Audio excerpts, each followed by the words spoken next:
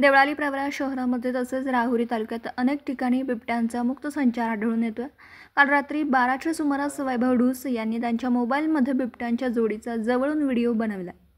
या दोन बिबट्यांना मुक्त संचार करताना पाहून शेतकऱ्यांमध्ये प्रचंड घबराटीचं वातावरण पसरलं असून वन विभागाने तातडीने उपाययोजना करावी अशी मागणी आप्पासाहेब ढूस यांनी केली।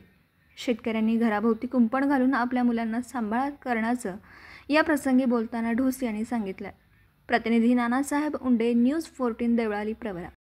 मित्रांनो नमस्कार, मी आप्पासाहेब भीमराव ढूस, राहणार देवळाली प्रवरा, तालुका राहुरी, जिल्हा अहमदनगर। काल रात्री 12च्या जवळपास आमचे चिरंजीव, आवाज महाराष्ट्राचा फेम रील स्टार वैभव ढूस यांना रात्री 12च्या जवळपास या बिबट्यांनी दर्शन दिलेलं आहे आणि वस्तीवरती अशा पद्धतीने मुक्त संचार होत असलेल्या बिबट्यांना पाहून शेतकऱ्यांमध्ये सध्या घबराटीचं वातावरण पसरलेलं आहे।